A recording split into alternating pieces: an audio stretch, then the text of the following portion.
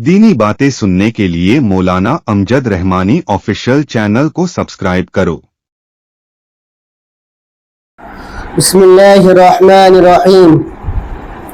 हज का बहुत ही आसान तरीका, मेरे ख्याल में इससे ज़्यादा आसान तरीका और नहीं हो सकता। आप खुद देखकर अंदाज़ा करें और जल्दी से ये वीडियो उन हज़रात के पास शेयर करें जो हज के मुबारक सफ़र पर रवाना होने वाले हैं।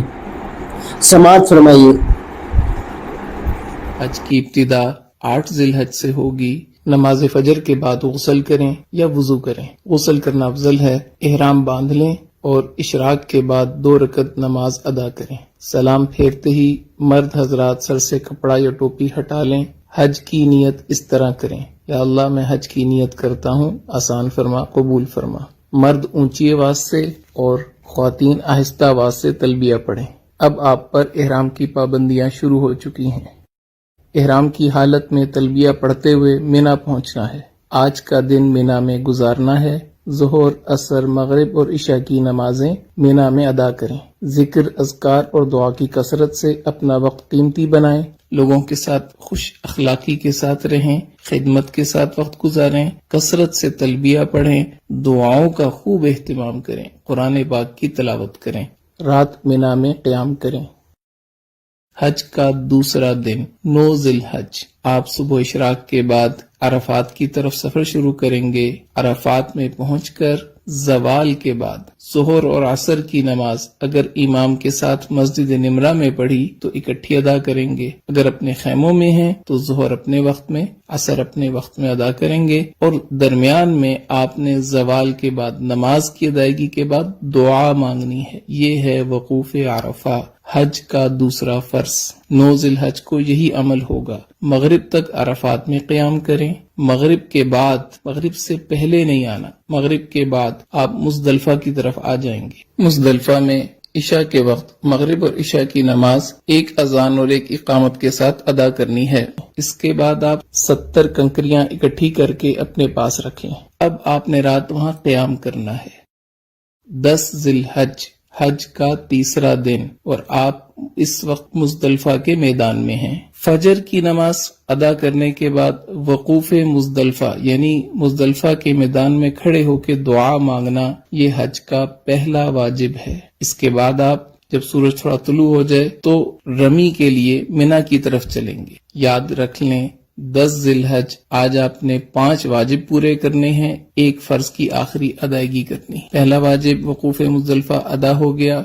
दूसरे वाजिब की तरफ आप जा रहे हैं, शैतान को पत्थर मारने। मिना में आज सिर्फ बड़े जमरा को 7 कंकरियां मारनी हैं।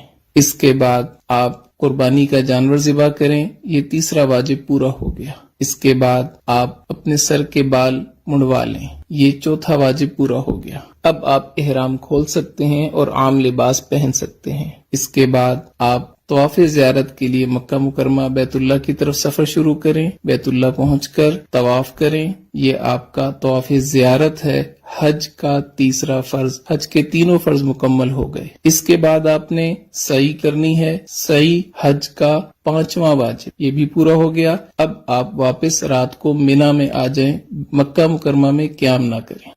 11 ज़िलहज हज का चौथा दिन मिना में ज़वाल के बाद, बेहतर यह है कि असर के बाद तीनों जमरात की तरफ जाना है। पहले छोटे जमरा को 7 कंकरियां मारनी हैं और दुआ करनी है। फिर दरमियाने जमरा को 7 कंकरियां मारनी है और दुआ करनी है। फिर बड़े जमरा को 7 कंकरियां मारनी है। अब दुआ नहीं करनी और वापस अपने खैमे आ जाना है। रात मिना में क़याम करें, दुआओं में मशगूल रहें।